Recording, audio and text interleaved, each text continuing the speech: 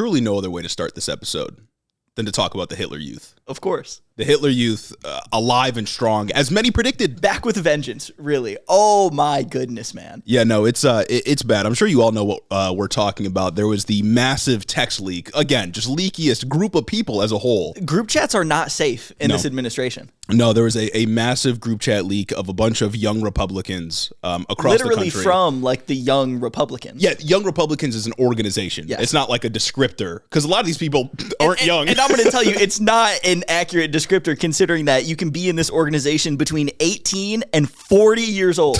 Yeah. Young Republicans are between 18 and 40 years old. That's crazy. Yeah, no. That's condemnable on its face. You can't be a young Republican and be 38. Like, that's just not a thing. But yeah, there's this massive group chat leak, and it's exactly what you would expect our Young Republicans group chat to be like. They were saying shit like, I love Hitler. They were saying, calling black people monkeys, using all kinds of different slurs, just the most insane, odious, repulsive language you can imagine. Incredibly vile, incredibly racist, incredibly condemnable. Yeah.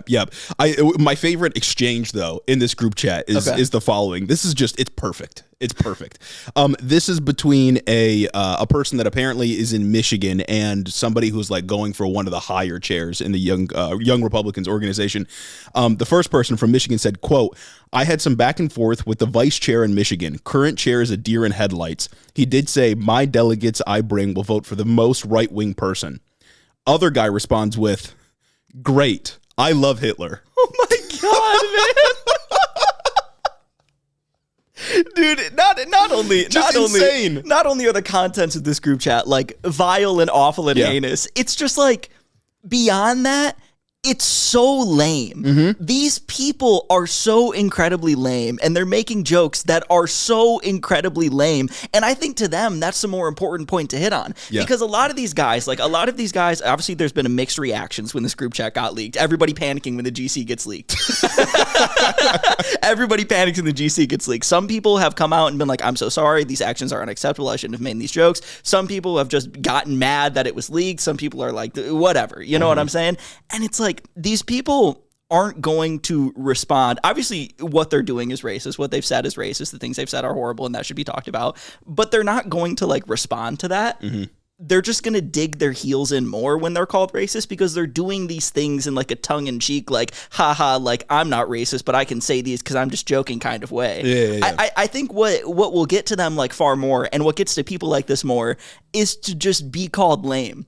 Because they're doing this all to like fit in with each other. They're making these like in-group tongue-in-cheek jokes, quote-unquote jokes, but it's the lamest thing. It's the most edgelord thing that they could possibly be doing. Yeah. And what gets me is the people in this group chat are between the ages, or the like prominent people in this league are between 24 and 35. Yeah. Like, you are rent-paying adults. The dude who said, great, I love Hitler, I think is like 32. There was a state senator in this group chat. Somebody who was an elected state senator was in this group chat making these kinds of jokes. That's crazy. Like, these people are not kids. And to that point, the most, I think, damning component of this story is J.D. Vance's response. Nobody asked him for this. When in a landscape where pretty much every other conservative got out and said, hey, this is not what the Republican Party is about. We condemn this at various levels of actual like importance and prominence nationally. J.D. Vance goes out there and he just defends them. J.D. Vance defends it on two different accounts. This first one was a tweet like right after the story started gaining traction. And he said, quote, this is far worse than anything said in a college group chat. It wasn't a college group chat. These people are fully adults. And the guy who said it could become AG of Virginia. I refuse to join the pearl clutching when powerful people call for political violence. And then it's a screenshot of a text that the candidate for attorney general in Virginia sent, I think a few years ago, where he's essentially like saying, I'm going to do violence to this person. Crazy thing to say, condemn. But it's like, it's a deflection away from like the story that just came out. Yeah, it's a whataboutism. And then J.D. Vance also said when he was... they keep making the Charlie Kirk show, by the way. More episodes keep coming out. And J.D. Vance was on another one. This baffled me. J.D. Vance was on another episode of the Charlie Kirk show, and he said, quote, the reality is that kids do stupid things, especially young boys. They tell edgy, offensive jokes. That's what kids do. Bro, these are grown-ass adults. Yeah, there's not a kid in the group chat. 24 to 35. I cannot stress that enough. 24, that's my big age. I'm 24. I'm like, I pay rent. I cook my own meals. Like, You're not a child. No, you're not a child, and importantly, you're a member of an organization that, in part, is designed to funnel you to positions of power throughout the country after you leave the young Republican age bracket. Which is just like lame. Yeah, like it's a part of a larger Republican apparatus to get people into positions of power that like agree ideologically. Right, it's like it's a component of the sort of party system, and these people are saying just again insane, repulsive, terrible things, and JD Vance is like, oh, that's just kids. Like you have to ask what inclines JD Vance to get out here and say something like that when it'd be so easy to be like, yeah, that's awful. Because like the default mode should just be like, yeah, no, that's unacceptable. Like these people, blah blah blah. You don't even have to get out there and like call for punishment. You just say that's unacceptable behavior on behalf of these people. I hope they learn from this. That's what like the vice president should do. But this guy's like number 2, a heartbeat away from becoming the president. He's like, nah, it's actually okay when 35-year-old kids go out and say the N-word. It's just like the reason I think JD Vance comes out here and defends it is because he sees himself in them. That is his crowd. You know what I mean? Like these are the kinds of people he grew up around. This is who he is. But obviously he can't unleash it the same way they do. They're all just like internet edgelords. Mm-hmm. And it's the most loser thing ever to be. Yeah. It's like 1, a young Republican, and 2, an internet edgelord. Yeah. And they've just combined themselves into a hideous amalgam in this group chat. And now the contents are exposed for everybody to laugh at, man. It's crazy. And they're not even young. They're not even young. They're old, man. They're like actually old. I mean, a third level of lame here. What's more lame than being 35 and calling yourself young and youthful? Yeah, like they're not Chuck Grassley level old. Exactly. But they're not young. Like you can be 40 and be in this organization, man. Yeah. That's... Come on, like for my old listeners, like you're 35, you're young and youthful, but not them. Not them. But not Certainly them. not them. And it's funny because there was another instance this week because conservatives can't help themselves with getting damning information leaked that may reveal parts of their a belief system that they don't necessarily want very public. Yeah. And there was a conservative representative out of Ohio.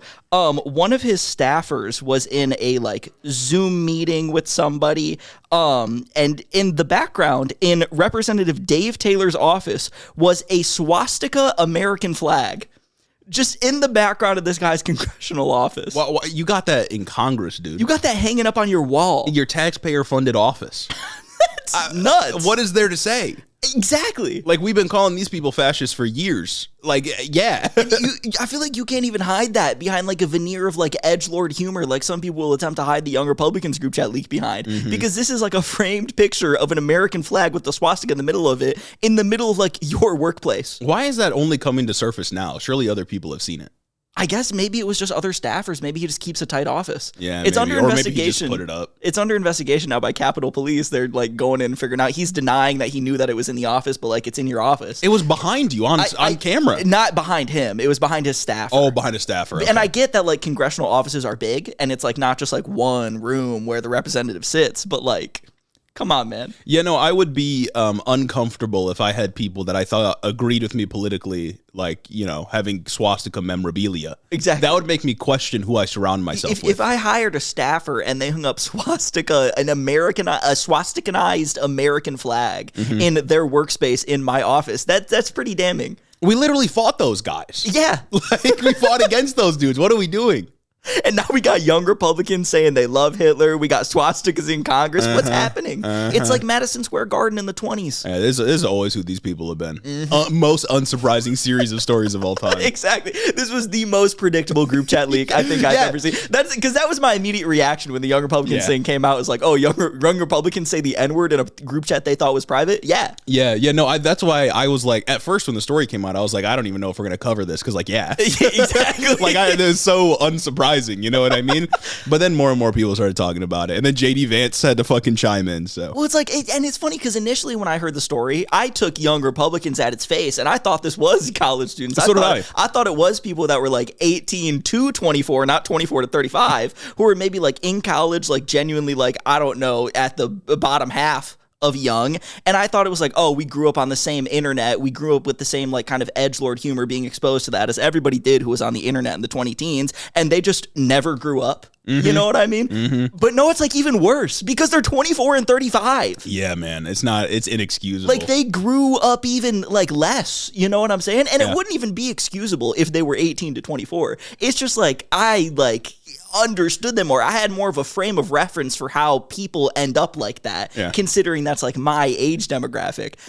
How are you 35 and think like that? And I'm almost certain that these people will eventually be like congressmen or staffers. You're 35. You should have a robust 401k by that point. Yeah. And you're out here in the group chat saying, I love Hitler. You're out here in the group chat making jokes about like sexual assault and whatnot in the most like soy way. Yeah. Like you can't even call these, like it's just so lame, dude. Oh my God. It's bad.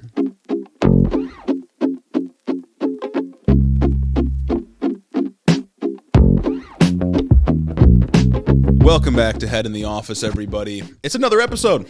Once again, another episode. Once again, more news that we got to talk about. Once again, more bad news that's happening. That's right. It is Thursday, October 16th. Today we'll be talking about government still shut down. Not changing, unfortunately. Still shut down. We'll be talking about SCOTUS. SCOTUS and the Voting Rights Act.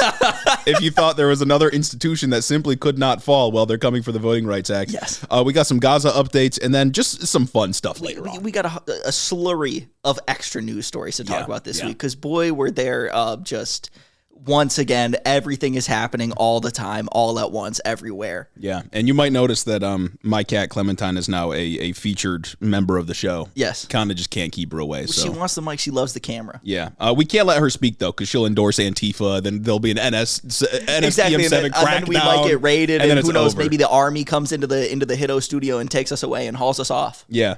I promise we're not using her as a prop. She does this of her own volition. Anyways, before we get into the show, I will remind you all, as always, become a patron if you want early access to all the content. Come on, you got to. In this day and age? In this day and age. Once again, like the news changes literally every day. Yeah. Stories are constantly going somewhere. Some judge says one thing and then there's no universal injunction. So in another place, another judge says another thing and they conflict. And then there's an appeal. And then there's stopping something while we wait for an appeal. And then there's Trump does this, Trump does that, tariff on, tariff off. Come on. The best way to keep you in the loop and up to date is to go to patreon.com/head in the office and get yourself early access to these episodes. Exactly. Especially with tariff on, tariff off, because if you get early access to the episode, you'll know if you need to sell everything immediately. Yeah. Because that's what we do. On the early episodes, we give financial advice. So become a patron. Also, it supports independent media. I know y'all fuck with independent media. Exactly. You're listening to us. Oh, we're not backed by Rupert Murdoch. Yeah, guys, we're independent. Larry Ellison. This is the Declaration of Independence right here, supporting This is the #1 independent podcast. That's right. That's right. You can also get some merch, 40% off Ground News. It is all down there in the description. All of our socials and whatnot you can follow. And the last way you can absolutely help out the show is a 5-star review on Apple Podcasts and on Spotify. Spotify at the end. Only one Apple Podcast today. Just one lone Apple podcast. This one from Chelsea Ryan. Cat in the Office. Condemn Hamas, policial violence, and all that good stuff. But what is the cat's name that people need to know now more than ever? This is Clementine. That is Clementine. This is Clementine the cat. She's a proud member of the show, part of Hiddo Canon now, can't do anything about it. Exactly. Cat's out of the bag. She loves to insert herself into Hiddo Canon as well. Sometimes interrupt the show just fully. Exactly. So grind it to a halt. Sometimes upping the editing burden tenfold. Yeah. Crazy. Hopefully not today. But I think it's time to get into the government shutdown news. Yeah, government's still shut down. I don't think anybody's surprised at all by that news. Government is still shut down, and shit, by the time we record the next episode, I can almost guarantee government will continue to be shut down, as Speaker Johnson himself is saying. There's no off-ramp right now. Yeah. This might go on. This might be one of the longest shutdowns ever. So while we're considering maybe going and becoming Trump breaking the record again for the longest government shutdown, I want to take a moment to talk about what the people think. Because this is a people-focused podcast. This is a democracy. We put the people first here. So I want to talk about some polling. I know it's from the devil, but we got to look at what the people think about the shutdown. So far, AP NORC polling indicated a large majority of Americans view Trump and the Republicans as being the most responsible for the shutdown, more so than Democrats. However, a small majority, less so than people think Republicans are responsible, still do think that Democrats shoulder some of the responsibility for the shutdown. I think that makes sense. I don't think Democrats have shied away from actually saying that they they did this because it's part of their whole messaging strategy to show people that they're actually standing up for the first time ever to do something and save people's health care. And there's a lot of people that will, if asked, just say like, oh yeah, I blame both parties. Exactly. Because there's a lot of people that just don't fuck with both parties. Exactly. And like, valid. And I mean, generally, I think that like regular people want the government to like work. They're not insane conservatives that want to dismantle everything the government does like all the time. They want government to work, but they want it to work in the background. They don't want to have to think about politics. They don't want to have to think about government. And when the government shuts down, it is the most obvious form of the government not functioning. Yeah. Even though when the government's open, sometimes it works even less. But that's the kind of analysis you get when you listen to people like us. But regular people see a shutdown and they're like, why can't these fuckers get along? I just want to go back to normalcy, and they're going to say both people are at fault for not negotiating. Yeah, I can't really fault them for that. I think, because if people are interacting with the shutdown at all, it's like TSA getting a lot slower, which is already what's happened. Or, they hear that the troops aren't going to get paid, or the National Park Service is slowing down, right? Something like that. And then they get frustrated, and they're like, well, I hate the government. And because Republicans control literally everything right now, I think it's natural that they blame Republicans, but it's not surprising to see that some people are like, oh, Democrats too. Exactly. And like, not only do Republicans control everything, but like Trump's the president. Yeah, Trump's the president. The buck stops here. Normal people are going to blame the president. I think an additional point of the poll that was also pretty good is roughly this is from the AP quote, roughly 4 in 10 U.S. adults support extending the tax credits, while 1 in 10 oppose it outright. A large share, 42%, have no opinion, suggesting many Americans are not closely following the core dispute driving the shutdown. And I think that's right on the money. I think this just furthers the idea that regular Americans are not tapped in to government in the level that people who would listen to a political podcast are. They're not going to sit there and look at the narratives that both sides are pushing. They're not going to hear Hakeem Jeffries or Chuck Schumer because, I mean, shit, we barely hear Hakeem Jeffries and Chuck Schumer, and we actively seek it out. So regular people who try to stay unplugged definitely aren't going to hear them talk about the shutdown fight, talk about the healthcare fight. And I think it furthers the idea that Americans just like kind of think of government as this nebulous blob with the president being the figurehead in charge, so they're going to blame him. Even more evidence to put your foot on the throat here and just like keep pushing forward with this shutdown, because like people, a lot of people aren't paying attention. This certainly won't have like a midterm ramifications beyond what you're able to message about afterwards. And there's no reason to stop, right? This is like the weakest the Trump administration has been. You should push on. Of course. And I also feel like this is like a good opportunity for Democrats to actually like message to their base here. Their base of like politically active, politically like engaged people, and get them back on their side. Because I mean, I'm assuming that the 4 in 10 Americans that actually understand that this is about healthcare, a lot of those people are going to be the Democrats that are like normally engaged, but are kind of disillusioned with the party right now. More on that later. Like us, like other people, like Jennifer Welch, I've had it. It's a fundamental, like it's a prime opportunity for them to get out there and just say the right things to the people that want them to, so that so that my job of going and advocating for you guys in 1 year is a whole lot easier. Yeah. Because then I can say, look at these statements that they made back during this time. They were actively fighting for your healthcare and these other things. Yeah. You can expand it past just healthcare, but I digress. Yeah. I think that's important too, is the Democrats really do need to show their base that they haven't lost like all moral credibility on every other issue. And it's good that they chose to pick a fight. And I think it is like invigorating to the base at the very least, but they got to stick with it. If Democrats give up and get nothing, it's just going to look terrible. No, it's going to be awful, and that's going to further disillusion me. Yeah. And then it's going to make my job way harder, and I'm going to hate coming to work more. Yeah, the only like pressure that Republicans have put on so far is one, just trying to pass the continuing resolution like over and over. I think it's failed like 15 times or something at this point, and it will continue to, of course. And then also threatening to not pay federal workers. More on that in a little bit, but those attempts are basically failing. So the two pressure campaigns have failed, but as of today, October 16th, Republicans are advancing spending bills for individual departments, starting with the Department of Defense, then Labor and HHS, according to Politico. This is in the Senate, right? This is in the Senate. Yeah, because the House don't want to work no more. The House don't want to work, and John Thune is struggling. So they're trying to put pressure on by proposing these bills that just fund individual departments, which would take away some of the leverage from Democrats, of course. I don't think Democrats are going to go for this. Mark Kelly from Arizona, senator, fairly moderate guy, said he is absolutely not giving up the leverage, and that healthcare premiums need to be the sole focus until the government opens again. Yeah, I was going to say that makes sense. Why would you just like neuter the one thing that you really have to actually save people's premiums? The entire strategy during the shutdown has, of course, been spearheaded by one Mike Johnson. Yes. Mike Johnson has been the one sort of leading the charge. Donald Trump, of course, has been right there as well. One guy that's been sort of ignored is John Thune. Yeah, kind of ignored ever since he came up too. Yeah. He sucks. John Thune is like a kind of a nothing. Yeah. Right? Like he is just sort of inconsequential as a whole. He doesn't like message like Mike Johnson. He's not as much of like a freak, at least publicly, as Mike Johnson is. He hasn't had as many embarrassing things come out about him. He just doesn't do anything. Exactly. He's the Senate Majority Leader, and his latest strategy was essentially to say, guys, we can vote on ACA subsidies after the shutdown's over. He said, I promise, guys, we can vote on ACA afterwards. Guys, if you give up, I'll give you what you want. He literally said, it's not even exaggeration. He said, quote, if you need a vote, we can guarantee you a vote by a certain date. At some point, Democrats have to take yes for an answer. We can guarantee you a vote. It doesn't matter if you have a vote. I need your votes. I need it to pass. Yeah, abandon all leverage, please. Please, and then I'll just give you what I don't want to give you. Yeah. God damn, man.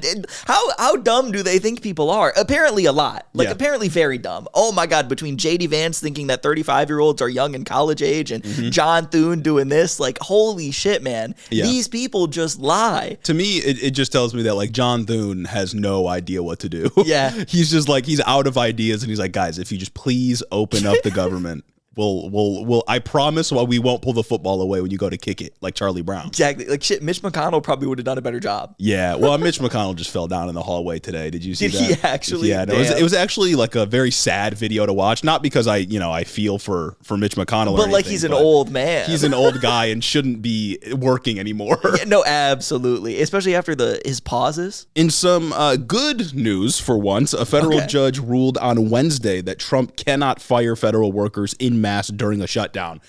A W? Yeah, that's a W. It's always good to, one, stop Trump from doing something that he shouldn't have been able to do anyway. Yes. It's always good, I guess, when the rule of law prevails, and I don't feel silly for asking, can he do that? Yeah. And it's also good to take away leverage from the Republicans in the shutdown fight. Yeah. Because they were trying to just hold federal workers' jobs and livelihoods hostage to raise your premiums. After Trump specifically signed a bill saying, like, hey, they get back pay. Yeah. Like Trump specifically in 2019 signed that bill. But the lawsuit was filed by two federal unions. And from CNBC, quote, the order blocks the Trump administration from taking any action to follow through with those workers' termination or to issue RIFs, which I think stands for reduction in force, to other federal employees protected by the two unions that filed the lawsuit to prevent the firings. So that's good. Shit on. Yeah, shit on. Judge Susan Ilston wrote, quote, it is also far from normal for an administration to fire line-level civilian employees during a government shutdown as a way to punish the opposing political party. Solid. Further, quote, Ilston said that the Trump administration took advantage of the lapse in government spending and government functioning to assume that all bets are off, the laws don't apply to them anymore, and they can impose the structures that they like on the government situation that they don't like. Essentially, law is gone and I can do whatever I want. Judge said no. Nice. It seems like, with the exception of like the judges that you get when you go judge shop in Texas, it seems like federal judges are mostly reasonable people. Yeah. What a shame that the Supreme Court is not. Like, what a shame that SCOTUS is filled by people who are handpicked from the Legion of Doom. Yeah, no, SCOTUS sucks. And if this does get to SCOTUS, they'll probably be like, yeah, Trump has plenary authority. Yeah, they'll probably be like, yeah, Trump can literally do whatever he wants. I mean, the law says that, like, you just have to declare a state of emergency. The law says, like, you just have to do it. The law never provided parameters because everything in this country you can just do if you say it's an emergency. Yeah. Fucking apparently. So luckily, at the very least, Trump can't fire people en masse. Apparently, there's going to be another hearing or like an appeals process that happens absolutely. In a couple of weeks. But for now, at the very least, federal workers, for the most part, get to keep their job, even though, of course, they're not being paid. Yeah. But that is it's so cool that Trump is just allowed to just do this, though. Yeah. Like, it's so cool that there's no, like, recourse. There's no, there's no measurement to, like, restore us to, like, a baseline of justice of, like, you take a government shutdown, already something that sucks for federal workers. You fire them unjustly and unlawfully, as we've just been ruled now, and those workers have to go through even more stress, even more turmoil. Their lives are worse measurably and materially for that, like, distinct period of time.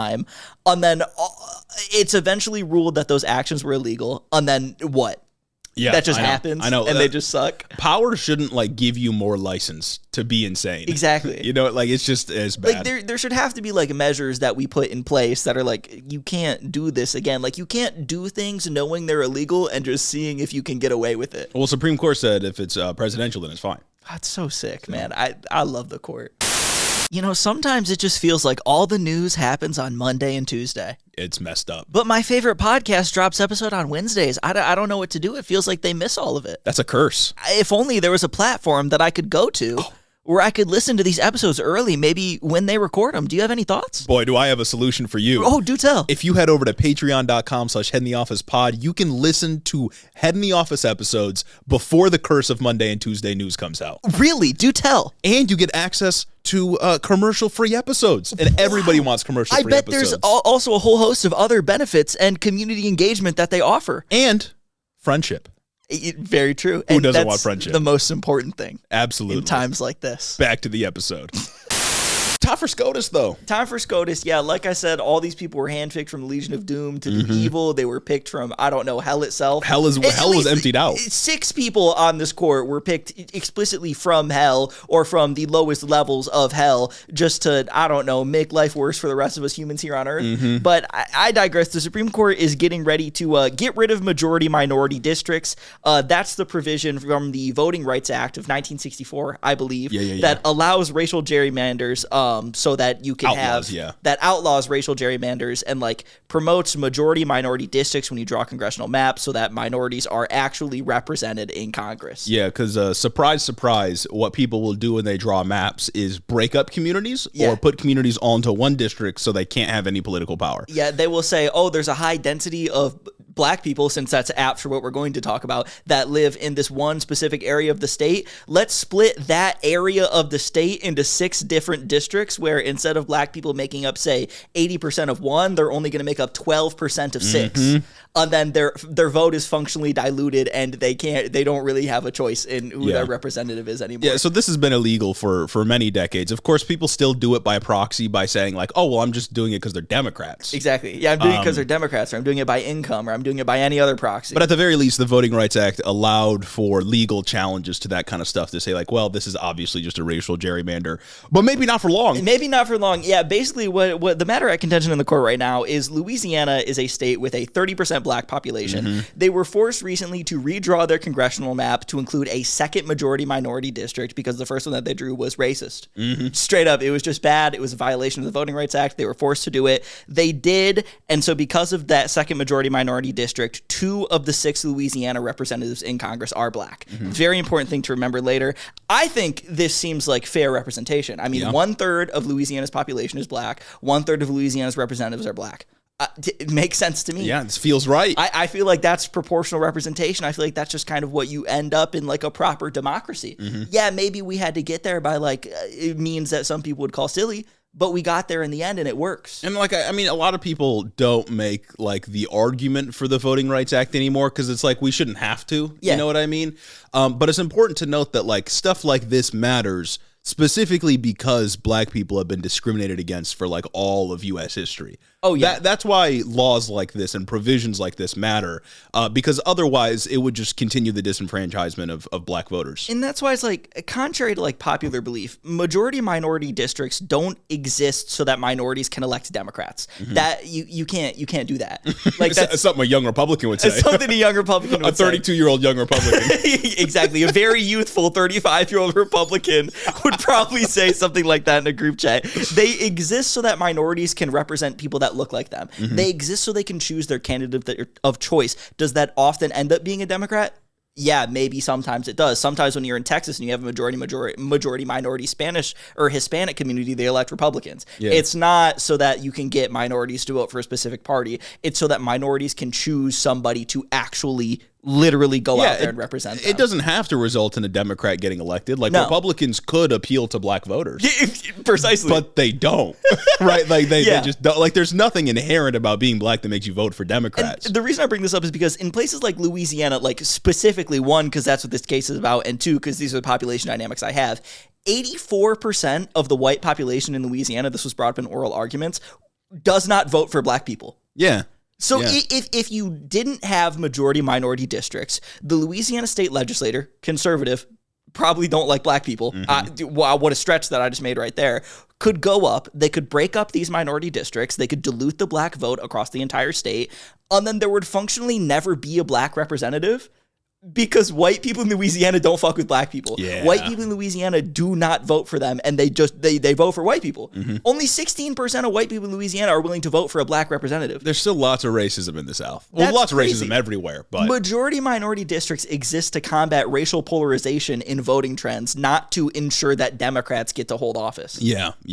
And it's like some people try to flatten it to be like, oh, you think only a black person could represent other black people? And it's like, that's obviously not what's being argued. Yeah. It's that historically, because of discrimination, values have sort of been aligned for a lot of black people that live in the same area because they've been discriminated against collectively. Yeah. So it makes sense that they wouldn't have their voting power diluted. Otherwise, they can't exercise any political power at all. And I don't think you can say that like black people would not vote for white people in the ways that certain white people in this country would not vote for black people. That's just not a thing that power exists. imbalance, That's yeah. why we have the Voting Rights Act in the first place, although it's been absolutely functionally gutted. Oh, yeah. In the last couple of years. This is the majority minority districts are one of the only things that have actually endured from the Voting Rights Act, and that's just under attack now. But just further gutting it by removing these protections only like allows conservative legislators to undermine this vote. And like you brought up earlier, they could just appeal to black people. Yeah. They could just push policies that actually have them in mind. They could just be not racist. They could do the right thing in some instances, but they won't. Same thing with like immigrants, right? Because like the whole great replacement theory thing that a lot of Republicans have bought into is that Democrats bring in immigrants so that they can vote for Democrats because Democrats like are anti-white or whatever. It's like, well, you could just appeal to the needs of immigrant populations. Exactly. But they don't want to do that because they want to, represent the white folk. Exactly. So instead of actually appealing to people, instead of actually doing democracy, they'll go out there and they'll cheat. Yeah. They'll do things like this. They'll disenfranchise minorities, or they'll just go out there and do what they're doing now with the current redistricting war. Like they will just overtly do whatever they can to not allow minorities to vote because they have a tendency towards Democrat. Yeah. Even though that doesn't even always hold up. Again, there are majority minority districts in Texas right now that are Hispanic that vote Republican. Yeah. And so much of it is built upon like this false idea of a white interest or white identity. It's like, I got nothing in common with fucking Lindsey Graham. No, for real. Like, well, that dude's not representing any interest of mine. He has no cool. He is not cool and has no swag. Unlike me. Yeah, it's only understood in direct contention to the needs and desires and like, I don't know, political enfranchisement of non-white people. It's all just antagonistic. But while we're talking about white people, I got to talk about I got some words for white people. I got some words. I got to talk about oral arguments that were happening, because the reason we're talking about this is because SCOTUS was like orally arguing about this yesterday on Wednesday. This is recorded on Thursday, and spoiler alert, just not to bury the lead, to get out here and actually say it, it looks like SCOTUS is either going to just get rid of majority minority districts, or they are going to like allow Louisiana to not have the second one in this case. That's your best case scenario. It does not look like the conservatives' super majority on the court is willing to let this one stick around. I'll talk about that in a minute. Maybe they'll get rid of the Voting Rights Act entirely.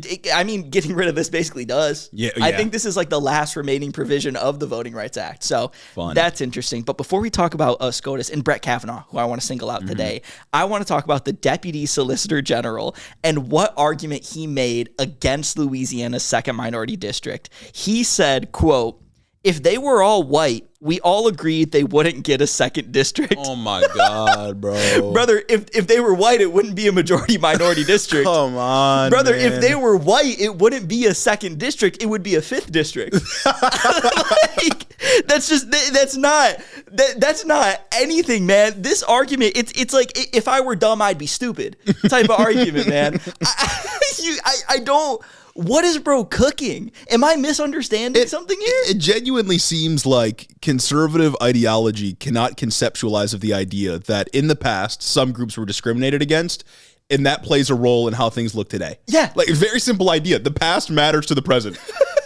It seems like they just can't like white people were not treated the same as black people in the United States of America, and that has effects for political representation. Like the dynamics, that's it. They're just not the same. It's not. Like, oh my, you can't just white people. Come on. Yeah. Holy shit. Oh wow, you hired a black pilot, but if I went and purposely hired a white pilot, yeah.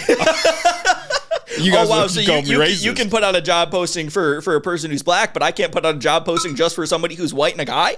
Mm-hmm. What's up with that? Mm-hmm. I feel like we're being oppressed. Yeah, you probably read about that in the Young Republicans group chat. But race can be considered as long as it's ICE racially profiling people. That's perfectly fine. Yeah. Race can be used as an indicator there, but not if we're talking about getting a job. Not if we're talking about the voting rights. Taking away job and I don't know, citizenship or green card status or whatever. Or just raiding an apartment. Yeah, at 3 a.m. Yeah, no, bleak. That's sick. But it, like I said earlier, like it doesn't matter how bad of an argument you make in front of this court when they're already predisposed to like do the evil thing. Yeah, and it looks like that's what's going to happen. Brett, I liked Beer Kavanaugh in like a typical white guy who thinks that we think about racism too much fashion. He said, "These are all problems of the past, basically."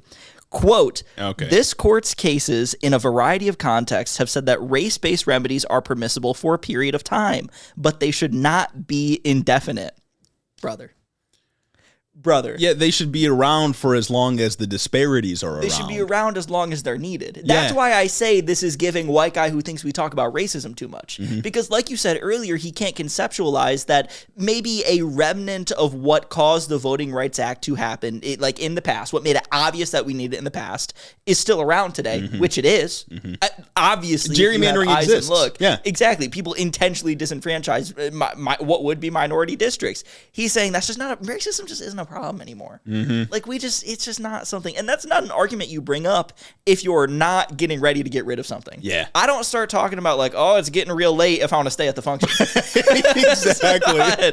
That's not what's going on, man. So it sucks. And Brett Kavanaugh here is just openly signaling he's willing to get rid of this, and it's important that it's Brett Kavanaugh because he is one of the people that would have been likely to side with the liberals on this case. Mm-hmm. So when you don't have him, I don't know what's it up to. Amy Coney Barrett and Gorsuch? Yeah, Gorsuch. I don't think they're going to get him, though. I don't think they're going to get him, so it might just be a wicked 5-4. Yeah, it might be it does seem like it's just over. Yeah. I there's nothing else to say. These people are just awful. Yeah, no, so that sucks bigly. I hope Brett Kavanaugh does the right thing. But I would not place my bets on that. No, I am not betting on that one, but I can dream. Mm-hmm. Dreaming costs nothing. Dreaming is free. True. Hope springs eternal. Yeah, like further, if the court rules against majority minority districts, it could mean the elimination of as much of 19 Democratic seats in Congress. Yeah. That's just getting rid of minorities being able to like pick who they want and diluting their vote amongst other white people so that we can put Republicans in power. Yeah, as with the Texas gerrymander, it's just an explicit attack on Democratic representation as an idea. They are twisting the rules in such a way that would just lock in permanent GOP majorities because they're poised to lose the House unless they do this. Yeah.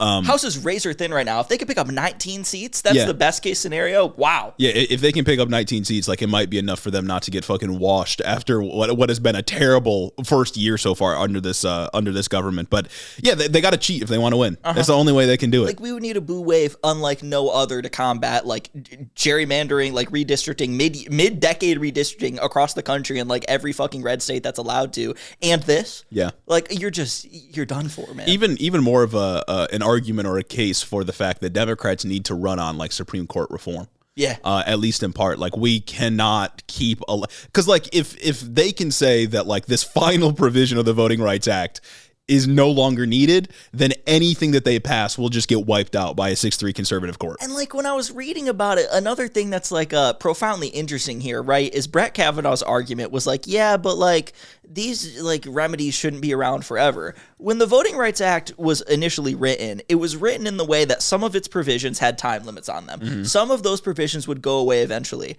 This one did not. Majority minority districts did not have a time limit on that. And when other things do, that means that's explicit that it didn't have a time limit on it. And, you know, I think appealing to conservative hypocrisy is stupid, but nonetheless rhetorically useful, right? Brett Kavanaugh doing this, is that not just legislation from the bench? I was going to say. Is that not just him imposing his opinion onto the law, not as the law was written? This is not plain text originalism. This is you not even interpreting the law in a way that's favorable to you. This is you overwriting the law because you disagree with it. Yeah, like who gave him the ability to like decide when race-based remedies are like no longer necessary? Yeah. Like it's just a majority of a group of 9 people. As long as they say it's not necessary, then it's not anymore. And we can get rid of all of them in every law ever. Yeah. Like, that's not your job. Your job is to read the law and tell me what it says. Anytime something like good happens from the court, conservatives scream about judicial activism, legislating from the bench, and then they just go and do it. They go to their confirmation hearings. They say, I like beer and I'm a plain text originalist. I don't know if Brett Kavanaugh said that, but you know what I'm talking about. And then they go and just do the most evil thing. Yeah, it's bad. Yeah. I don't like the Supreme Court. It's an undemocratic body. It's gotta be like massively overhauled, man. Yeah, they were chill for like a month, a couple months ago, and then right back on their old bullshit, man. I swear to God. Yeah. So that sucks. There was also a ruling about this like 2 years ago out of Alabama, and then I think Gorsuch or one of the other fucking guys on the Supreme Court was like, yeah, that was not relevant to this one. We're going to completely change everything. They love ignoring precedent even that they set. Man, they stretch so far to offer these rulings, too. Yeah. Like, I'm telling you, I would not be surprised if they were like, yeah, the Voting Rights Act was originally unconstitutional. It's completely gone now. Like, Jesus Christ, dude. I would not put it past this court. Yeah, the Reconstruction era amendments were wrongly decided. Like, we're fully going backwards. The backsliding is totally insane. Like, yeah, freedom of the press, like, press what? To bench press? Yeah, I got freedom of motion. Come on now.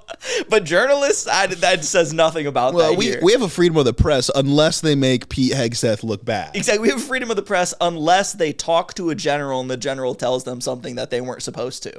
And then all of a sudden we're doing that. That was supposed to be an extra, but shit, why not talk about it right now? Pete Hegseth and Trump tried to impose like restrictions on like Pentagon reporters and like what they could do. And basically every like major news outlet didn't capitulate. So honestly, shout out journalism. Shout out journalism. The fourth estate, baby. The fourth estate, man. Shout out journalism. The fucking fourth check on every other branch of the government here for not capitulating. The only news, I reluctantly call it a news outlet that actually agreed to Pete Hegseth's terms was Newsmax. That's it. Fox News and OAN did not agree. OAN standing on business. That's crazy. You're too far right for Fox News and OAN. Didn't OAN come about because Fox News wasn't far right enough during the 2020 election? Yeah. Like, when you're flanking OAN from the right, I think we have a massive problem. Yeah, and when that's accepted by the administration, it's an even massiver problem. Yeah, no, it's like what they said echo exactly what like Nixon said about Watergate reporting. Essentially that like a reporter shouldn't be able to talk about things that make me look bad because that's a threat to national security or whatever. Basically, these rules are Pete Hegseth needs to approve every single thing that you want to report on. That's insane, dude. Come on. From PBS, the new rules, this is a quote from the PBS article, in order to keep those credentials, the press credentials, the Trump administration is requiring journalists to comply with a policy that says reporters cannot solicit or obtain any information the Defense Department does not explicitly authorize. They're trying to plug the leaks. Literally. Doing so, the Pentagon says, would be a criminal act and would not be considered protected activity under the First Amendment. What? I don't think that you can just say that that's not protected under the First Amendment. Oh my God, I don't think that you can just say that, especially when you're not Congress. Man, I thought these guys were the free speech absolutists. No, free speech. I thought 1A was there to protect all the others, man. Free speech until a journalist has a source, and that source happens to work under you. What do you mean journalists can't talk to people to find information? Yeah. Isn't that more up to like the guy you hired to not leak information? Yeah, what do you mean it's a crime to report a thing I told you? Like that is psychotic, dude.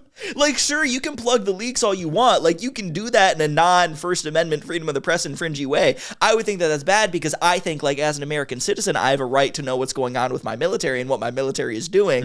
And so does the press, by the way. And it's scary that you don't. Like, it's a criminal act to publish something we didn't want you to publish. That Pete Hegseth didn't want you to publish. That's just like fucking unthinkable, man. Yeah. Like, I say what you will about the Democratic Party, but I can't see them ever doing anything like this. Like, these people don't even understand how consent manufacturing works. Yeah. Like, you don't need to, like, tell reporters what they're allowed to say. You acknowledge that they have their jobs because they already agree with you on foreign policy things. Like that's how you do consent manufacturing. You like carefully select who you allow to have an office in the Pentagon so as that they would not report on things that would be contrary to national security because you have the same ideological beliefs. Yeah, you don't get out there with hard rules and tell them, if you report on this, I'll put you in jail. They're not putting me in the Pentagon and letting me talk to anybody. Yeah, you flex soft power and like authority. Yeah. You don't have to say like you're going to jail if you say that Pete Hegseth actually can't do a pull-up. but no, if a general accidentally tells you something they weren't supposed to, you have to tell on him. Yeah. You have to be a tattletale and tell Pete Hegseth and not ever tell anyone else. Yeah. Like, come on. Something like this just isn't, like, if you think of U.S. policy towards Israel for the last 2 years, right? Even under Joe Biden, like, you don't need something like this for the New York Times to lie for you. Yeah. They're going to do that anyway. Yeah. This just shows me they're incredibly insecure about like the personnel within these departments, not even the policies. Yeah. Because the New York Times is going to get on board with the policies no matter what. Absolutely. They're not going to give a shit if you violate human rights somewhere else. But if something embarrassing happens to Pete Hegseth, then they're going to report on that and he won't like it. And he won't like it. He's like, no, yeah. Kill it. Kill that story. Anyway, yeah, so that funny. sucks. I honestly, actually, the requirements suck, but the fact that journalists didn't capitulate is actually good. Mm-hmm. And it's like, you don't have to give conservatives props ever, especially right now, just standing up for basic decency. I'm not giving Fox News and OAN props, but I'm surprised they did the right thing. It's just like, yeah, it's weird with Fox News and OAN because it's like you're gonna do what they say regardless. Yeah. So you could just sign the paper and make them happy, like, but I guess they recognize that like it delegitimizes them even more than they already are. They have to be acknowledging that this is like a fundamental threat to like what they do. Yeah. And maybe even Fox News is recognizing that, fuck, if anybody's getting picked for state media, maybe it's not us. Maybe it is the OAN or Newsmax. Maybe it is the people who will literally say anything that the administration wants them to say. Whereas Fox News will maybe offer slight pushback or more journalism with integrity during the daytime hours and not on prime time. Yeah. Like, that's a crazy world that we live in. These people just are not okay with any amount of criticism. Like, they cannot handle it. Well, they're so fundamentally insecure. Yeah. Much like the young Republicans at the beginning. Yeah, like they are so afraid of being criticized and being made fun of and not being taken seriously that they will go this far and try to establish all of these outlets as like officially branded state media before they just like, I don't know, tell their people to stop telling the news about them. Well, it's like they desperately do want state media. They just don't want to have to say that we are the government and we are producing this media. They just want media that falls in line. They want to be on TV. They just want to put like rigid rules in place so that the media can never do anything that they don't like. Yeah, Pete Hegseth loves being on TV, but he doesn't want to be on TV if it's making fun of him. Wasn't he on TV? No, I'm not going to make a claim that I don't know of. Is he on TV longer than he was even in the military? I have no idea. How long was he a Fox News host? I don't know. Who knows? This is conjecture. Take it with a grain of salt. But like, he was on TV. Either way, he was a Fox News host. Like, we should not be picking people off the television to run the government, especially the Defense Department. Mm-hmm. And that's fundamentally absurd. The War Department, not the War Department. Yeah. It's fucking... I hate this so much, man. We live in such a clown world. I swear to God. Yeah, dude. yeah. Also, I'll just say that like people need to stop calling themselves journalists. Yes. Like I'll respect this. You know what I mean? Like I'm glad these organizations are not capitulating, but there are far too many people out there that use the label of journalists that are not journalists, and it needs to be stopped. Full stop needs to be stopped. Yeah, freedom of the press is like freedom to report, not freedom to like call yourself a journalist. I'm proposing jail time. Yeah, I'm proposing criminalizing people who say they're a journalist when they're just talking about headlines. Because apparently you can just put out a statement and put in a new rule and say that something is criminal now, and you can just say that this doesn't violate the First Amendment, then you're good. Yeah. And it's chill. Type shit. Type shit. The congregation is missing someone. And that someone, dear listener, is you. The congregation awaits you over on our Discord. If you go into the description of this episode right now, there will be a link to join the Head in the Office Discord where you will find more than 1,000 like-minded individuals for you to interact with.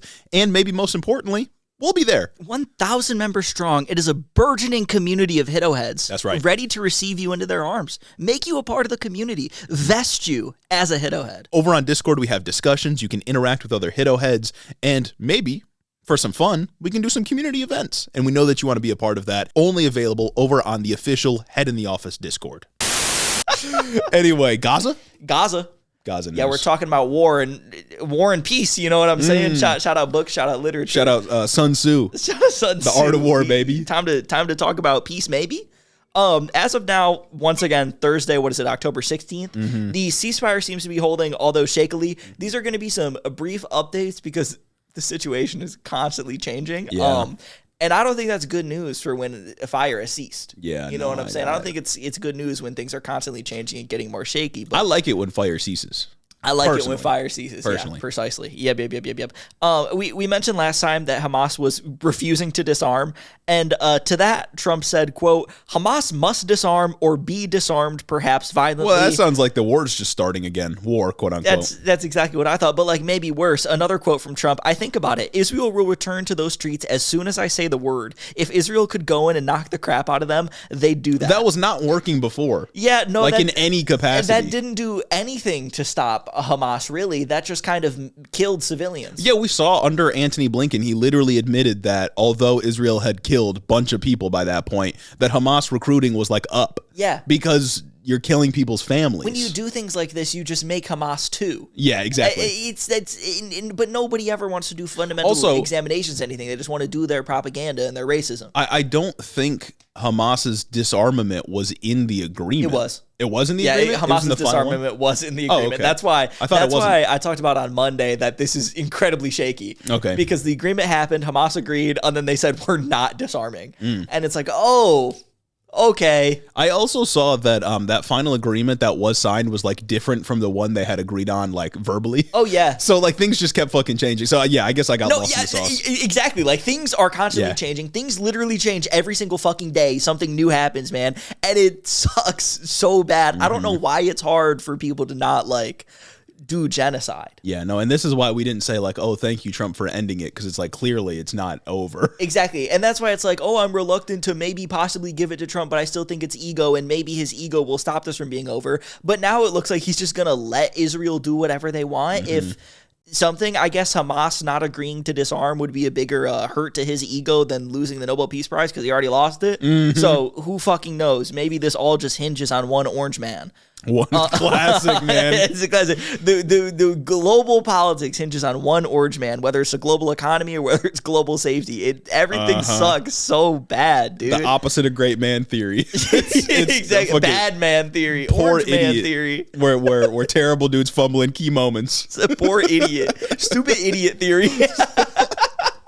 That's another reason why Trump is Biden. Exactly. Another reason why Trump is Biden. They're the same guy. He said ceasefire maybe not going to happen anymore.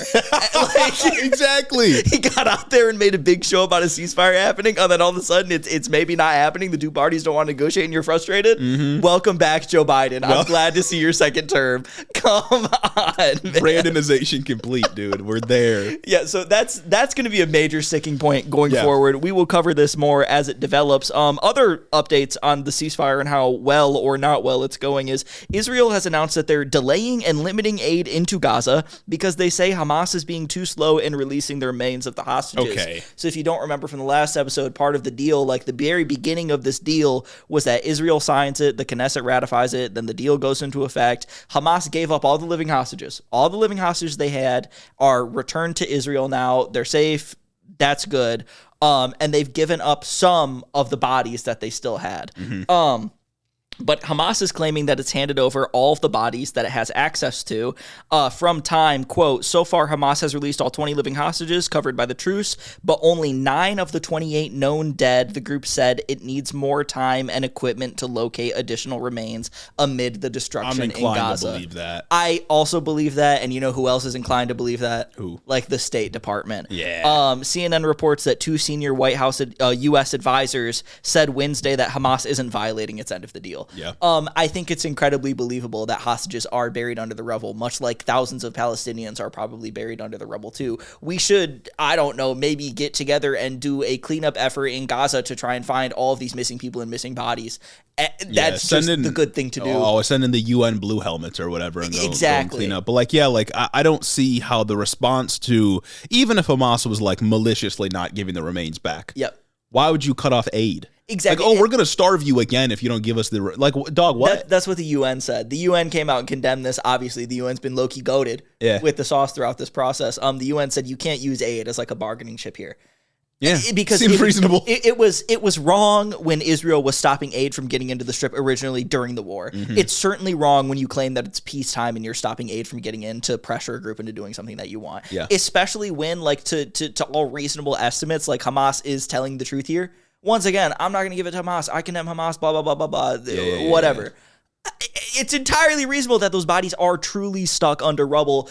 A lot of the Gaza Strip is rubble right now. So that's that. Another sticking point in groups claiming that the other party has violated the ceasefire is that the Gaza Health Ministry has said on Thursday, today, that Israel killed 23 Palestinians since the ceasefire took effect. Doesn't feel like fire ceased. Yeah, it doesn't feel like fire ceased. It feels like things are incredibly shaky, and I hope they stabilize. I truly do. Like, I really do hope they stabilize.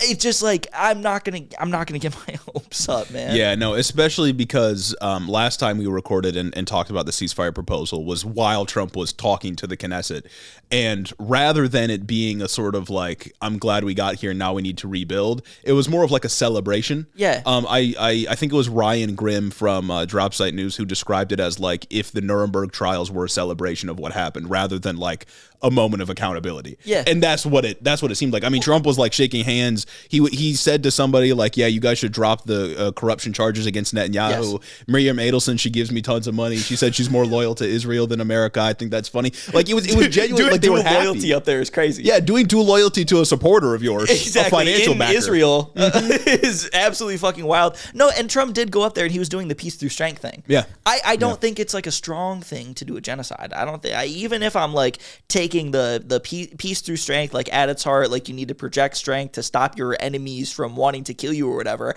I don't think it's strong to go and kill a defenseless civilian population. Yeah, hot take. Yeah, no, that's just like, evil. That dude. just sucks really bad, actually. Yeah, so. Who fucking knows, yeah. man?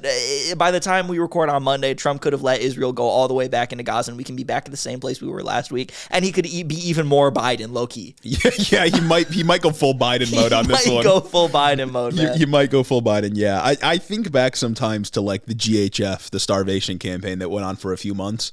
Yeah. Just irredeemable crimes against humanity that nobody will ever face accountability for, because the only way that people would be tried in front of an international criminal court is for the United States to make it happen, and we just won't. It sucks so bad. Like, Israel has made themselves a pariah, and we're like, yeah.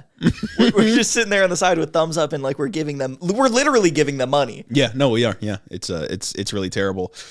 Does that end the Gaza news? That does end the Gaza news so far. I grabbed what I could find this morning. I'm sure there are other little tidbits that I missed. Like I said, it's developing at like literally breakneck speeds right now. So more on that Monday. So that's the end of the international Gaza news. But we do have a little bit more sort of Israel Gaza news.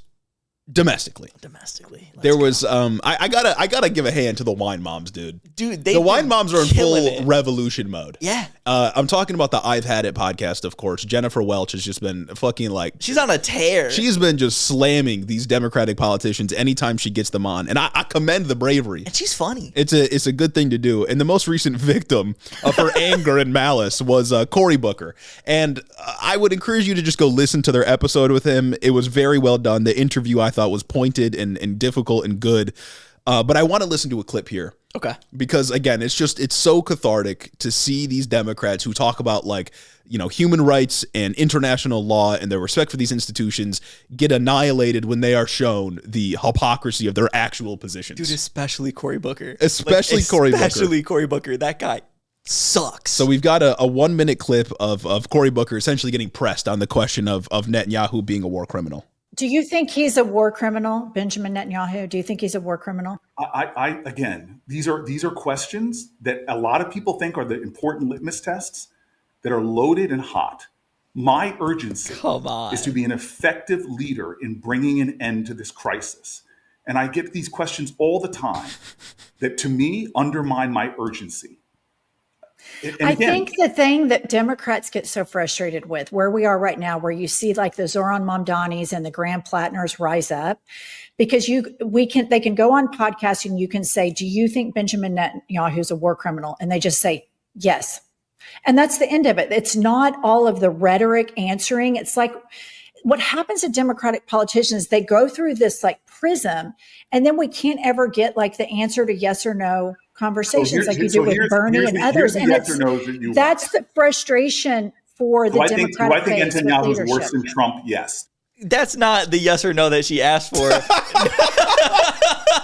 That's explicitly not the question that she asked. He thought he was cooking. He thought he had figured out the answer to this issue that he was facing. That's quite literally you going through a prism, trying to dodge accountability and not giving a clear, like, a moral answer to what's going on. The question was, do you think Netanyahu's a war criminal? Yeah. There was another clip from that podcast I saw where she pressed him on like the picture with Netanyahu and whatnot. And AIPAC funding too. Oh my goodness, the AIPAC funding portion was phenomenal. He's like, I only got $800,000 from them. Only. Yeah, no, it is. I really love that Democrats are now catching on to like the fact that they need new media, just to get absolutely fucking annihilated by wine moms that should be a part of their electoral base. Yes, I think it is fantastic. It is great that people are crushing Democrats on these issues because they deserve to be questioned. Yes, like you can't get out here and say that you stand for international law, that you stand for human rights, and you can't call Netanyahu a war criminal. You can't say you're not going to take AIPAC money, and you can't like take a picture with him. Yeah, like it's a clear moral contradiction that these people are just unequipped to answer to. And I think it's because they just never get pressed on this stuff, and they finally are, and I like it. Yeah, did you see the clip where she asked about like the picture with Netanyahu? Mm-mm. Fuck. Okay. All right. Never mind. It was good though. I'm pretty sure it was good. Yeah. Yeah. No, it's great to see Cory Booker especially. Yeah. And I've been seeing some arguments that like Cory Booker, Democrats like him, can't say Netanyahu's a war criminal, can't call it a genocide, whatever, because doing so would mean they no longer have a seat at the table, right? They can't continue to negotiate and do diplomacy. Diplomacy on the issue of Israel and Gaza for Democrats should be, I'm not going to give you weapons if you keep killing innocent people. Yeah, exactly. That's like the beginning and end of the diplomacy, right? Diplomacy is not always like, I don't know, like being nice to the guy that's going around and killing people. Yeah. Like diplomacy can be firm. Uh-huh. Diplomacy can be you putting your foot down and saying, no, I'm not going to accept this. Like you have a responsibility when you're engaging with these bad actors to not make yourself a part of the bad actions that they're committing. Yeah. And I guess that's what Democrats like Cory Booker just don't understand. And like, what would it mean if you abandoned all morals just so you could get a seat at the table and maybe push Netanyahu in one direction or the other? I mean, Democrats had the chance to do diplomacy with Netanyahu and with Israel for almost 2 years, or about a year and a half. And they didn't fucking get anything done with it. And now it's Donald Trump that got maybe a ceasefire done. That is a blemish on the record of the Democrats. You have a seat at the table just to have a seat at the table. You're not actually doing anything with that. What influence has Cory Booker had on any of this? Exactly. Like, we're just supposed to trust him? When was the picture with Netanyahu? That was like, was that before the starvation campaign? That was this year. That was this year. Was that before the GHF? I'm not sure. I don't remember. Okay. I won't make any statements on that, but still, Cory Booker, he did the thing with Netanyahu. He was there. These Democrats are claiming that they want to be like taken seriously at these negotiations, but the things that they are doing to get themselves taken seriously are just allowing Netanyahu to get away with doing whatever he wants. Mm-hmm. Once again, like you said, you had like a year and a half to like do negotiations with the guy and like actually like figure things out, and we got nothing. In fact, we got worse things out of it up until now. Yeah. And it's specifically because either some Democrats were just on board with whatever Netanyahu wanted to do, or they just didn't care, and they supported Israel more than they cared about Palestinian lives. Well, when you're Pete Buttigieg, it's sometimes when your friend does something bad, you give them a hug. Yeah, or they just capitulated at every turn just so they could have that seat at the table when that seat at the table meant nothing. Yeah. It did nothing. And like, unless somebody has evidence to the contrary that Cory Booker negotiating with Netanyahu changed anything about what happened to Palestinians, I would like to see it. But I'm not just going to trust him when he says I can't call him a war criminal because that might jeopardize my negotiations with the state of Israel. There's no evidence that I see to believe that. And it's like Netanyahu didn't even take Joe Biden seriously. Yeah. Because like, who would? You think he's going to take you, Cory Booker, seriously? Uh-huh. No. Like Netanyahu. You're nothing like compared to what Joe Biden like was when it came to like foreign policy negotiations. That's not saying Joe Biden was anything special. That's just saying what the president is versus what an individual senator is. Yeah. Like, come on. You seriously think that you can outdo this? You seriously think that you can be some foreign policy negotiation master? No, you just want to justify yourself getting an AIPAC check and not actually standing up for this. Hey, man. Yeah. And he got pressed on that AIPAC check, the AIPAC checks repeatedly, and he just kept deflecting. Yeah. He said, "Oh, it's a very small part of my income." And then he told some anecdote about how he like still lives in like a low income neighborhood, and all his neighbors defended him from progressives that protested him or something like that. Conservatives, yeah, but liberals love flexing when people defend them against progressive protesters. Yeah. To progressive audiences, as if they think that that's going to endear me to them. Mm-hmm. Sometimes I think progressive protesters are annoying. See people who are protesting Zoran saying that he's a Zionist. Yeah. But I just ignore them when they're annoying. Yeah. When they're protesting you, that's low-key a good point. Yeah, and if they were protesting you over Israel, then like, yeah. Yeah, that's solid. Yeah, like clearly you have a bad position on the issue. And it's like, not to do the Zoran lives in a $2,300 apartment when he can probably afford more. Like, why are you living in a low-income neighborhood? Mm-hmm. Cory Booker? Mm-hmm. You got 800,000. Like, come on. It was something along those lines, or maybe when he was living in a lower-income neighborhood, something like that. But the crux of the story was like, progressives came to protest me, and my neighbors, who I trust, defended me against them. That's so... It's like, dog, you sound stupid. You sound dumb. Wasn't Cory Booker on the House floor like a month or two ago, or I guess 3 months now at this point, talking about how like we need to fund the police? On the Senate floor? On the Senate floor. Yeah, he was getting mad because Trump wanted to only send the police funding to red states. And he was like, New Jersey needs this. We need more cops. We need Cop City in New Jersey. And of course, he did the 25-hour filibuster to nothing. To write a book. To write book. Democrats love writing book. Maybe that's a book we might have to read, man. What's it called? The Stand? Something like that. Something corny like called Stand or whatever, man. It's fucking whatever, dude. Let's get us out of here. That's the end of the episode. Goodbye. The end of the episode. It's time to get to the Spotify reviews, man.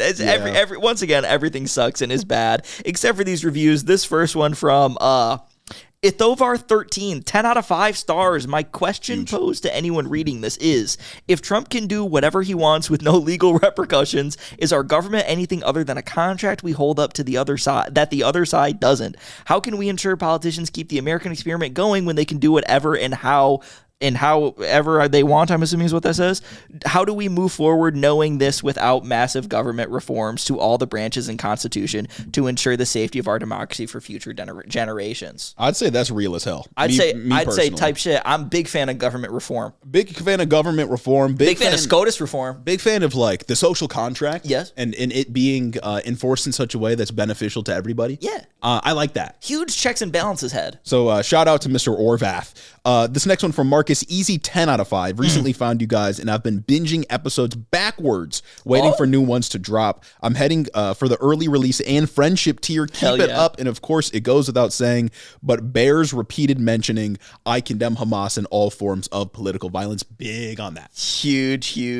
This next one from Cad Aver, 218 dick and ball politics out of 5. What is the 218 about? I have no idea. Hopefully you're not doing something dubious that would make this not an NSPM 7 compliant podcast. That's what we forgot to say in these reviews. There are some of you that we have to skip sometimes. Feds watching. Say nothing that would run afoul of NSPM 7. Yeah, some things I can't associate myself with. Exactly. Feds watching. So hopefully this is one I can, but shout out Dick and Ball Politics. I've been listening on Spotify since I found these two quirked up white boys on TikTok during the initial We Did It Joe, all the way through the 107 reasons why I lost the Democratic strategy. Haven't heard a bad take yet. I moved from last place in counting ballots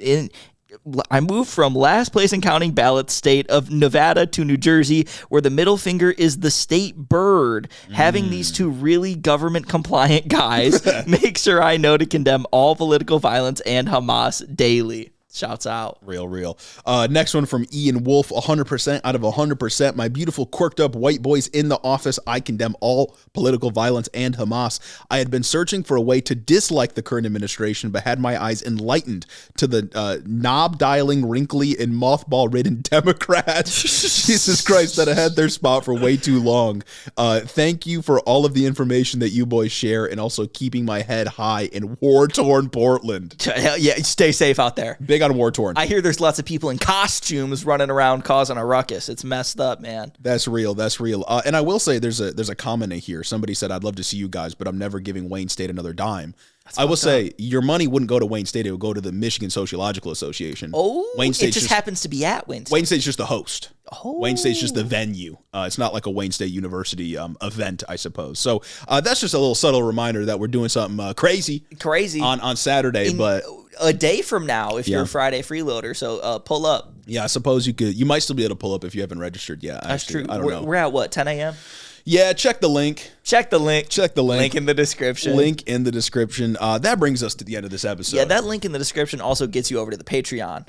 Huge plug right there. And if you do sign up on the Patreon at our $10 tier, you get your name read off right here, like these wonderful people, starting with Gaden Kraut, Chris the Postman, Christy Beck, Mike Chaplinsky, Clayton LaFed, Mark Yeager, Caleb Joy, Rich Toro, Tari, Fergalaki, Max Vesquez, Jacob Rogers, Colin Mooberry, Fixer Punk, Jim Egbers, Big Burrito, Cincy Alex, Joe Stenstrom, Adrian Sandoval, Chloe Sam 601, Colleen Cut, Jennifer DeVoe, Crawfish, and Bennett Bennington III, Alexi Bonanti, Big Booty Beatdown, Sam Maloney, Ted Cruz's Boy Toy, Dictator Days, Luke O'Shea, Cucker Tarleson, Danielle Jackson, The Word of Microsoft, Jennifer Science, Aaron and his Gundam Gundams, Darth Father, Tailored for Content, Corey Chambers, Retro Mondo, Veronica, a.k.a. V, Raxon, Ash Smith, The Grotler, Murder in a Trench Coat, Casey Lynn Kelly, A.K. Ghana, Quana Don, Zach Lantian, Austin Greif, Marcus Corbett, Caleb Roper, Taylor Ransock, Cammy, Tylen Freeman, Isaac Hodges, Madeline C., Anna Valinik, KCC, Say Yes to West, August Particular Pickman, Sir Capilot, Jeff Sines, Brendan is Egg, Froggy Gumdrop, Jackie Boy, Shameless, Coherent Babbles, MJ Sharp, Michaela Muncie, The Wallace 3000, Chris T., Kashan Lala, Amanda R., Tyler J., Particulon, Memfrez, Ron Stiletto, Midwest Marxist, Joe the Mailman, Gary from West Michigan, Shawnee GG, Juniper Not Jupiter, Stacked Crabs, I Crowley, Urban Peach, Lord of Forlorn, Holt Forsyth, Booty Snakes, Dew Fairy, Chelceratops, Austin Lima, Lane Waltz, Azim Fitta Hussein, Gorgeous Girl Mukes, Brooklyn G, Noverk the Dastardly, Goldthorn, Addie Book, Merlin, Cryo Bongi, Sergeant Pookie, Hoodie, Kim Kitsuragi, Rose Grimm, Kristen, Jamie the Young Extremist, Jack the Heathen, Archer W, Evan Mingo, AJ Torres, Elo Nico, Jake Hall, Seth Schmidt, Noah Sajas, Majo What, Ultra the Dragon, Mercy Boku, Dick Cheney and 6-Inch Heels, Luke Wechter, Henry Kraggles, Tristan Ringsmith, Yaya, Asura the Atheist, Aiden Reese, Deep State Agent, Puddle Pirate, Southern Lefty, Lark61, KC, Cannon Man, Troy H, Rourke Muffalo, Nahan San Diego, Nut Mode, Nick from New Haven, Connor Nix, Sound Logic, Sleven, I Have Never Made a Woman Orgasm, John from Houston, Jordino, Haley Weibold, Pablo Vasquez, Nurse Jen, Soul DJ, Maple Big Dog, CIA Small Creators Fun, Taylor from Burnt Down Minneapolis, Northeast Nick, and my mom. Thank you all so much for supporting the show on Patreon. Yes. If you want your name on this list, you know what to do. Patreon. We love money here on this podcast. We love money. I love it. I love reading Patreon names at the end of every show. It's my favorite thing to do. Please help me keep doing that. It's like a drug. I need it. And I hope to see some of you on Saturday morning at Wayne State. True. See you then. Have a great weekend.